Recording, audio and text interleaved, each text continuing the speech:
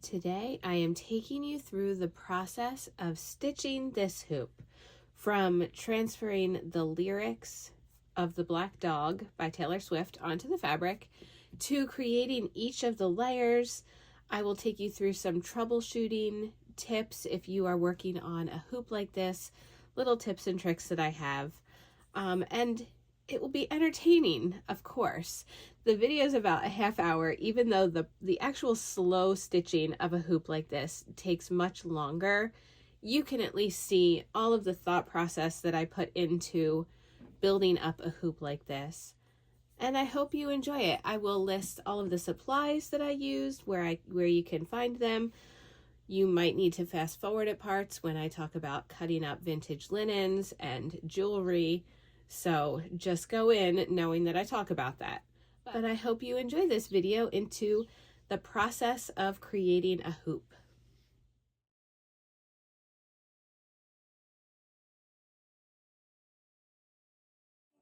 I choose you and me.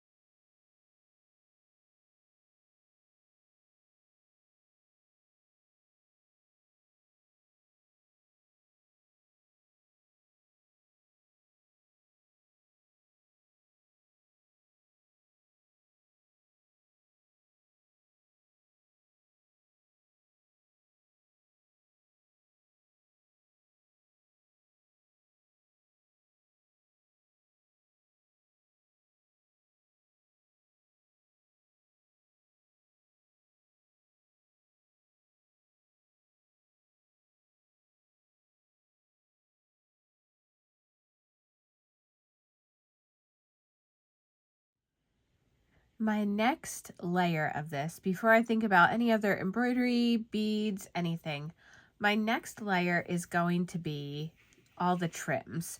So this one is, I have a very like mod Victorian vibe going. And so I pulled out my fanciest trims. Now I might not use all of them. I might use little bits of them, but I have a bag of trims that was given to me by someone who sews clothes, and they didn't need them anymore. So that's great. But also you can just get at Joann, or I don't know that Michael's has them by the yard, but Joann has them by the yard. You can also just get like yardage of this, of any sort of fancier trims, which sometimes they're more expensive. I feel like this one might have been a more expensive one. So whenever I'm buying it by the yard, I do make sure it's on sale, because I want to get like a decent amount of trims when I'm buying it. And so I'll get like maybe a half a yard at a time, because the projects that I work on are on the smaller end of things. So I don't need tons of lace and tons of trims. Plus then I'd have to have somewhere to store it all. So I have lots of little trims here in a variety of like ivory to cream colors. Now, some of you might be really upset by this next part, so if you need to skip ahead, you can. But I also thrift for pretty like doilies and stuff. And again, I know that it probably would kill some of you, especially if you do this teeny tiny like little lace work and you've made things like this. But I'm buying it at the thrift store. A lot of the pieces are usually discolored or stained, and I know I could work to get those stains out of the pieces, but I love to add them. I mean, look how it looks against the fabric. It looks so pretty, and I feel like I would rather see a piece like this get used rather than just sit in a bin at the thrift store for years, possibly trashed, maybe taken by someone who would use it as a doily. But I'm going to love and appreciate every little piece of this and not throw any of it away. So hopefully the original maker of it, if they would ever see it, would know how much this piece is being loved. And then the thread that I'm going to use to add these to my piece, this is the Wonderful Specialty Threads. This is Fruity. This one is like a variegated, well, you can see it more in the spool. It's like a variegated cream ivory set of colors. So it's going to match perfectly with all of this. And even if little threads show, I'm not worried about that at all, because I'm going to come back in and add other embellishments to it. So this is just a 12 weight cotton thread that I'm going to use to stitch my pieces onto this hoop. And again, I like to have a nice little pile of things to choose from.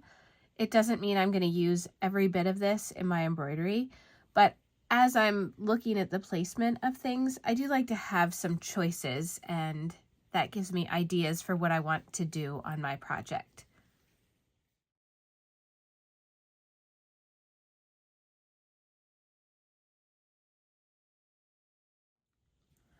Okay, so I've decided that I'm going to put this piece on the bottom part of this. And before I make any cuts in the trim, I'm actually going to start stitching it to the hoop.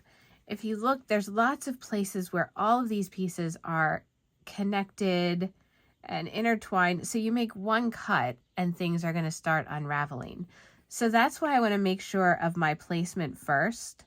I do want to have it like kind of extending beyond the hoop a little bit. I'm not sure how far down I'm going to have it yet, but I'm actually going to stitch a lot of this to the hoop first before I cut, just so I can decide like what is going to start unraveling on me and what do I need to attach before anything else is done.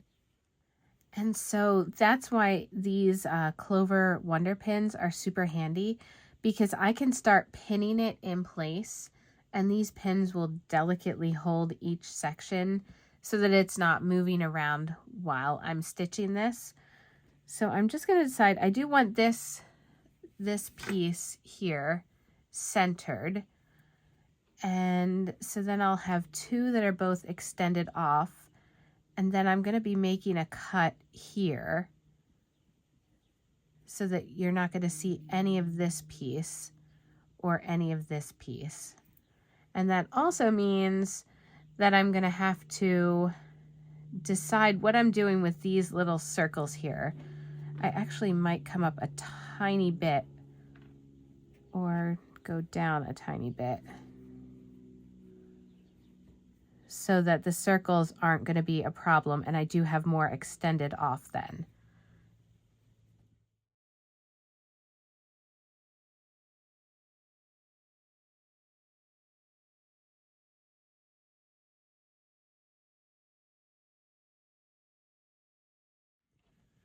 I like these Wonder Pins better than just regular pins, because this little like extended area, I feel like it just allows you to pin easier when you're going down through a hoop. And see, it's all going to nicely stay there. And I can add like another one. This is a really heavy trim that I'm adding. So as I'm stitching it, I don't want it to be pulling anywhere. So I'm just going to give it some extra security with these pins.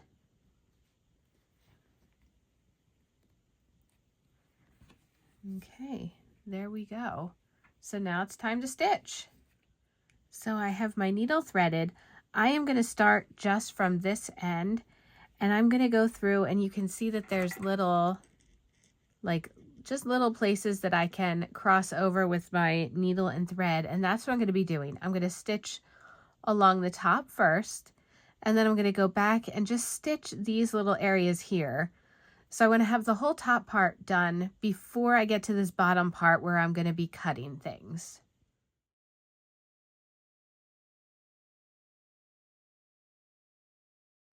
Okay, so I stitched it on enough that I was able to take the pins off. I also went through here, added some stitches, and then I trimmed it so that it still needs more trimming, but I don't have the weight of the other trim along these edges. So now I'm going to use my Fiskars. These are the micro tip scissors. They have the super sharp tip because I want nice clean cuts so that that minimizes some of the fraying that is probably going to happen when I cut through this. So now this is the hard part, because you have to make decisions like, what are you getting rid of? What are you keeping? in a situation like this with the circle here, I think I'm going to have to get rid of a lot of this so that just this, and whatever I do on this side, I want to do it symmetrical and do the same thing over here so that it looks the same. So I'm just going to start, first I'm going to cut around here and then get to the circle part and make those decisions then. So I always find it easiest to just take away. You're not taking away everything just yet, because then you can see clearer what you're going to need to get rid of. And so I will not cut super close, because again, I'm going to want to come back and add a few stitches before I really trim. So this part does take a little bit of time. I'm going to kind of trim that at an angle. And you can see that this part here was trimmed and it wants to like fray a little bit. So lace is tricky to work with, but I think it is worth the effort, because look how pretty this is going to look. And now doing the same thing over here, it's worth the effort and the fiddliness of this. I can actually just trim this because I know I'm going to want that gone. And I'm not sure if I want it to extend over the hoop yet, so I'm leaving it cut a little longer than it might be in the finished product. But that's just so I can like look at it and decide. It's easier to see it when it's getting close to what you want your piece to look like. So now I'm just going to do the same thing over here. Well, here's how this one looks with the trimmed edges. I really like the 3 little pieces at the bottom. One super secret trick that I used. So right here and right here, the way that I had to cut this was to cut through this piece right here, which is a lot of threads. And I knew there was going to be some fraying, but I didn't want to cut it short. It would have looked like that. I wanted it to carry over to the hoop. So what I did was, after I cut it, I just added a little bit of glue to the edges and let it dry. And I just put it on my finger and kind of like tapped it onto the hoop. You would never know. It's dried for a few hours, perfectly fine. I also did it to these little edges right here. So that's just an option if you want to like minimize fraying. And I know they make products also that are like fray check, like to stop fraying. You can use them, or you can just, I always have this because I use it for my hoops a lot. So that's what I did. So now I'm going to just keep continuing on with all of my trims and work on that layer of this hoop. Okay, so just a quick check-in. I've added this gorgeous, oh my goodness, I love this so much. And I also had a little leftover piece of this that I layered on top of this here, which I think is kind of cool, because unless you look really close, you can't tell that they're the same piece of trim. And so now I think I'm going to cut apart some of these and maybe like have them going up here.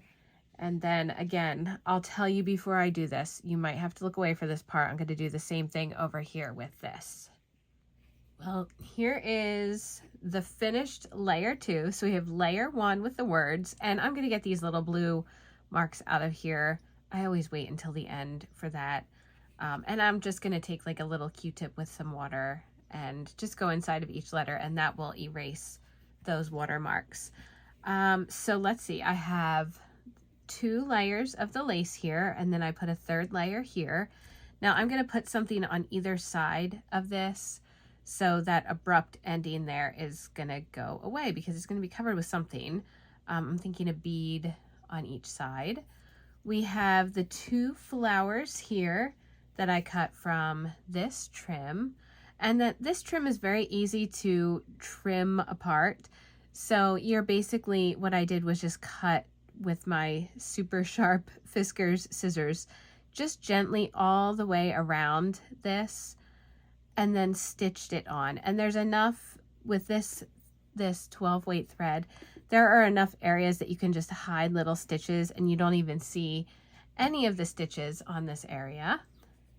I didn't show this part on video because I didn't want to hurt anybody's feelings or rile anybody up, but this is the section that I cut. Let's see, I think it was, yes, it was right here. And look how beautiful it looks here.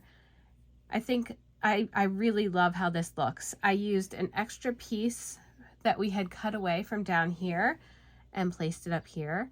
And so now I'm ready for layer 3, which is the larger embellishments. So let's talk about those. Okay, so I have these beads.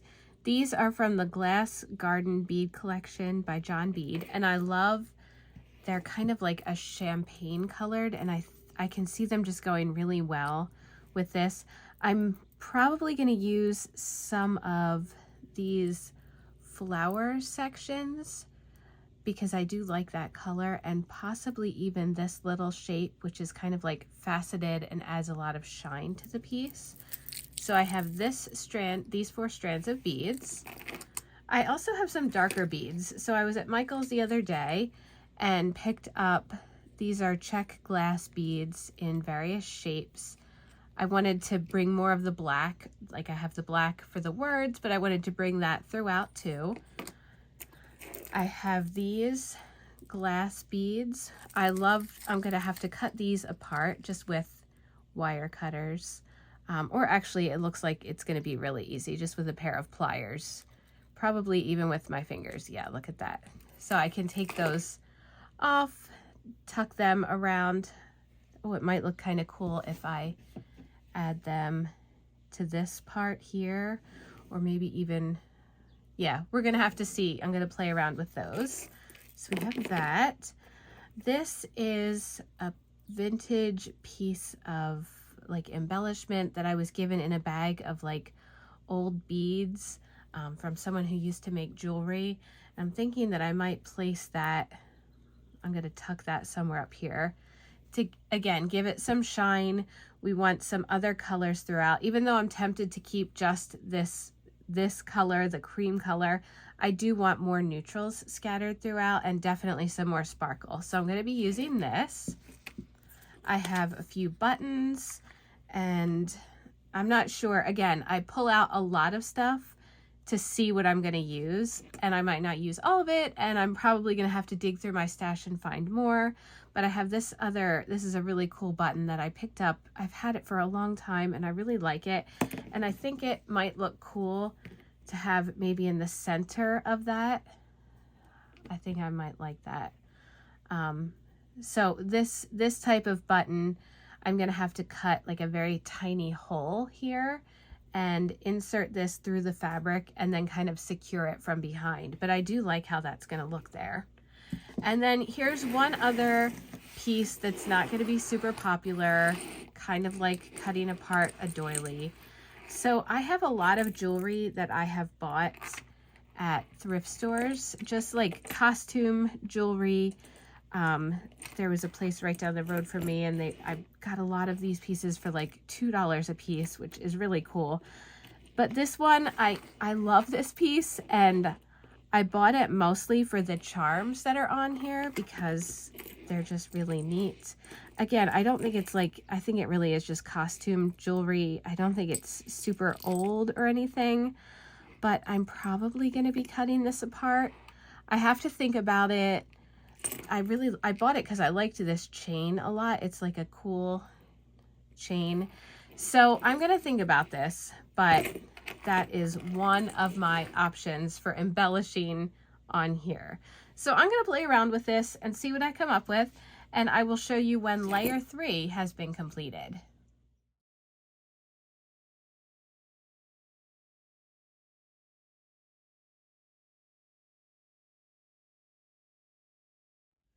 Well, a little update on this necklace.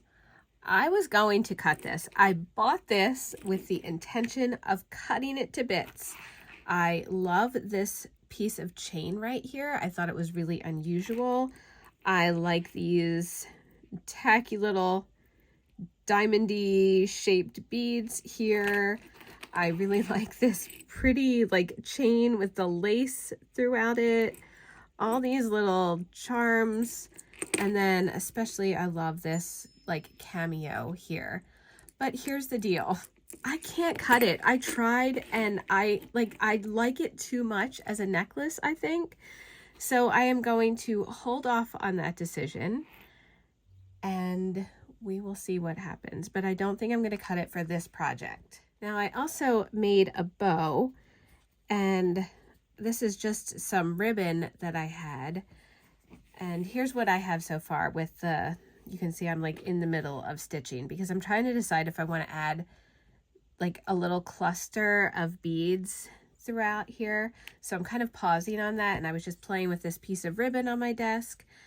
And I think it might be kind of fun to just add it here. Like I do like the different, I like that this is like a satiny look with the gauzy flowers, with the linen fabric.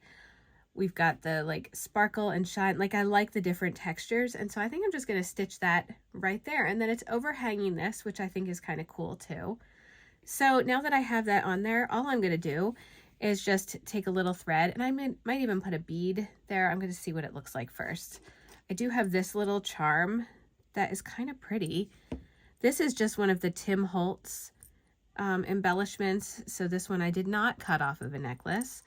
I found this in the scrapbooking section, or I think it might have been the jewelry section at Joann. I love the Tim Holtz embellishments though. I don't know that I'm going to put anything in there, but that might actually be really pretty, kind of just attached to that. So we'll see what I do.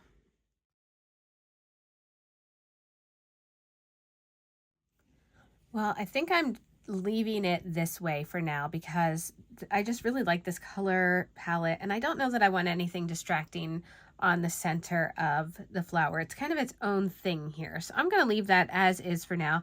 It might change as I'm stitching with it. One thing I always say is you sit with your project for a while. And so as I'm like stitching little beads on or stitching the trims on, I'm kind of like casually scanning the whole project to see what do I like, what feels like it needs some attention. This area felt like it needed some attention, and just playing around with the ribbon while I was sitting at my desk, I came up with that idea. So that is how I think some of the best ideas happen with a project. But I now wanted to show you what I did with, so I had stitched all of these ombre beads down, and then I had a smaller size of the bead, and I kind of wanted to bring some of the brown up throughout this. And so I just added like little clusters of dangly beads. So I'm going to do the same thing over here. First, I have to add this button. Oops, first I should probably knot the end of my thread. That's another thing that is personal choice when it comes to embroidery. Some embroiderers do not knot their threads. They do not knot thread, but I always do because I've tried not knotting it, and I always forget, and I always get annoyed and end up knotting it anyway. So that's just how I work. So I have my thread there. This bead has the hole that goes right up through the center of it, and I wanted to make sure that I kept it this way, the same as this, so you could like stitch it on however you wanted to, but I wanted to just keep it symmetrical with the other side. So I'm just stitching it right into this area. I'm going to make sure that my thread is nice and tight before I take it down. And this is a heavier bead, and so I think I might go through it one more time. I have a thin enough needle, and the thread is thin enough that I'll be able to get that through the hole of the bead without a problem. Sometimes you get beads where it's just tricky to pass through a second time, and so you just have to hope that the bead is going to hold where it is, but this one is no problem. Now I'm not going to tie this thread off yet because I'm going to add the little dangly bits. So the way I do that is I'm going to bring my needle up,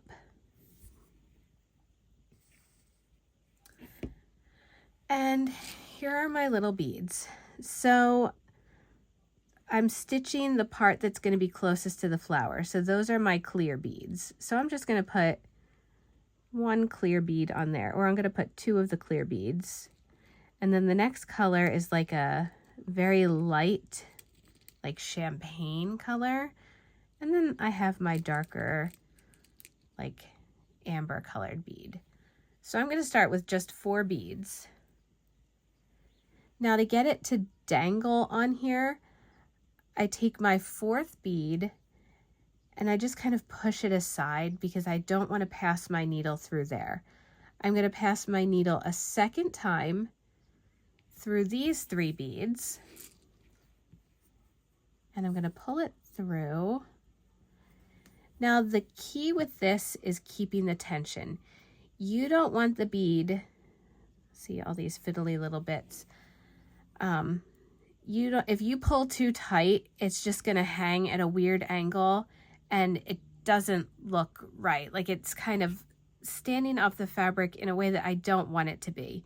You can see that if I loosen it though, it kind of like drapes down, and I do want it to be drapey. So the key is kind of like pulling it tight, but not too tight, and then loosening the bead until you have the right tension on it. And now you can see it moves, it's the right tension, and I'm gonna add another strand just like that. I'm probably gonna add 3 more strands. I'll keep it about the same as over here. I don't need it to be exactly symmetrical, but I just wanted the same idea on both sides. So I've come to a point in my project where I see something that annoys me. And you might already be seeing it, and you might have noticed it as I was even stitching it on. These 2 are not at the same level. I am trying to keep this bottom part symmetrical, even though the whole hoop is not going to be symmetrical. This is going to bother me though, and I like the arrangement of this better than this. And so I'm going to cut this out and I'm going to restart it. I'm going to move the bead just up a bit. I'm going to restring all of these beads. If it's annoying me now, I know that every time I look at this project, it's going to annoy me. And so that's when I make the determination to cut something out and restart it, because it'll take me a few more minutes, but I'll be able to enjoy looking at it rather than looking at it and every time I see it, I'm like, oh, I should have changed that. I'm just going to do it now.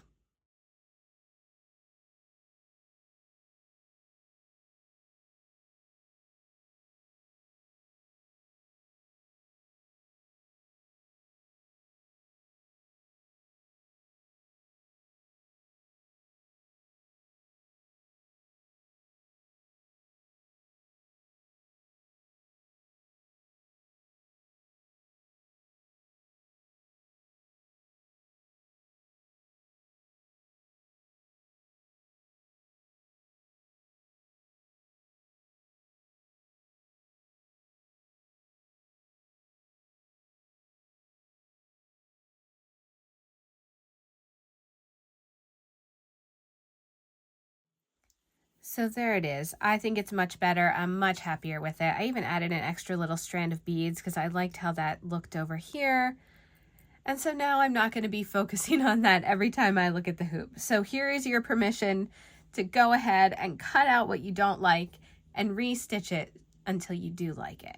The final step that I'm going to take before I do any tiny embroidery or tinier bead embroidery is to add a few of these wool circles. So these are pre-cut circles. They are by Wonderful Specialty Threads, and I love them because they come in strips like this, but you can cut them apart to use them for whatever. So I'm actually going to be using this. It's like it's not a gray, it's not a cream, it's like a tan colored one. I'm just going to cut it apart here. And then in these 2 little like the centers of these, I'm going to put one in each of those centers and then stitch that in. And I might actually even layer a smaller one on top of that. I'm just going to make sure it's really in there good. So it just adds a little bit more color. It gives it some depth. I'm going to stitch that in. These come in a variety of sizes, so I might take a smaller one, maybe in another color.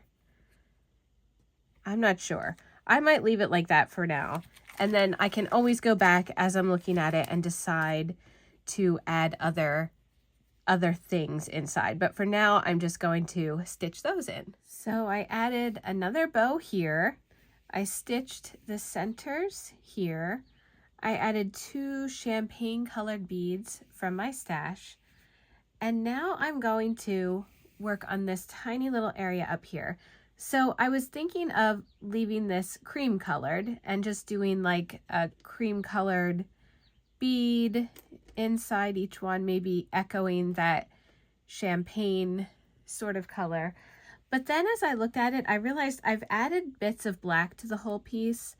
And so I do want to add a little bit more black. And so I have these wool circles, the same ones that I showed you before, only these are even smaller. And I wasn't sure if I wanted to go with black up here because I really like this, like the whole color palette, like that, like monochromatic sort of cream on cream look. So the way that I decided that I'm actually going to do this is I will take a picture of what I'm thinking. Like I'll take 2 pictures. So I took one picture without the black circles and one with. And I realized that adding the black circles in the picture when I looked at it just ties everything together. So it picks up the black from the words, the black from this button, from the bow, these little 2 black pieces down here. So even though it's not completely black on this piece, it just keeps your eye moving throughout it, and it feels like it doesn't focus too heavily or too much on one spot of black. Like it feels like it is a cohesive piece. So if you're ever unsure of making a move like that, I suggest taking a picture of it because it really helps to take a picture and like step away from your project and look at it through your phone or the camera and decide that way. So I'm just going to do small colonial knots with this black thread just to hold this in place. And I do have a tutorial for colonial knots too. They are one of my favorite knots to add to pieces. I'm not going to see this stitch. I mean, it's going to be barely visible, but I know that it's going to keep it in place. And this is also a thread that I'm not going to carry, I don't think, from behind. So I'm going to stitch each one of these on individually. The way that I decide not to carry a thread is this is a black thread with an ivory background. And what I mean by carry is I don't want to have that thread running from here to here to here because there's the possibility that you're going to see that black color through the front, and I just don't want to take any chances. And so I just will tie a little knot. It takes a little bit extra. It would be really nice to be able to carry the thread and not have to tie it off with each stitch, but I want to appreciate this piece and not have anything annoy me afterwards. So that's what I'm going to do. I'm going to stitch on each of these little wool circles. So I stitched those on. My final step before I decide if I'm done this hoop or not is I have the Q-tip with water. I'm going to go through and just erase the little blue marks because I'm now finding them distracting. And I want to be able to look at this from a distance and decide, is there any more that I want to add? Am I finished? What am I doing? So I'm going to do that and then make my final decisions.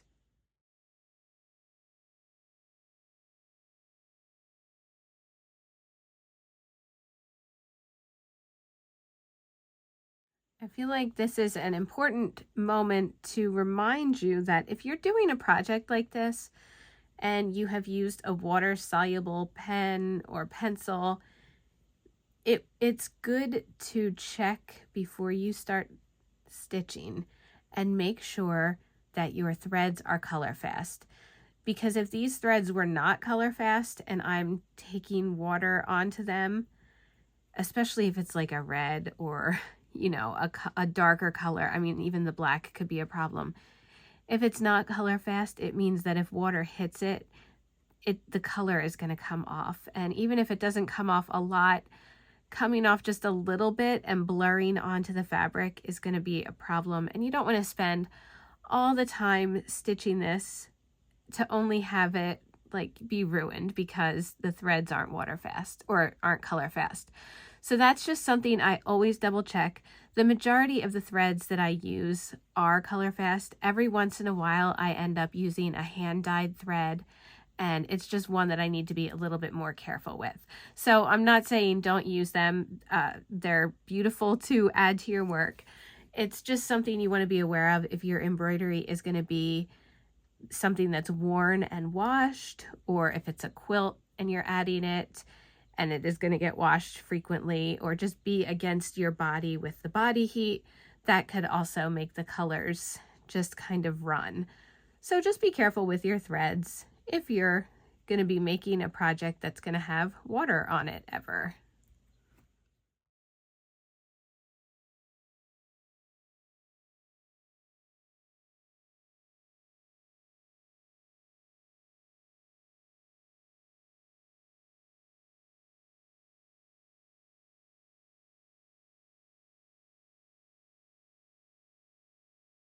Okay, I think I'm done. I absolutely love this. The letters have dried. The blue is all gone. I'm really, really happy with this hoop. So if you want to see it completely finished in all its glory, check out my behind the hoop guts. I'll link that also in the description. And thanks so much for sticking with me and watching this whole process. Happy stitching!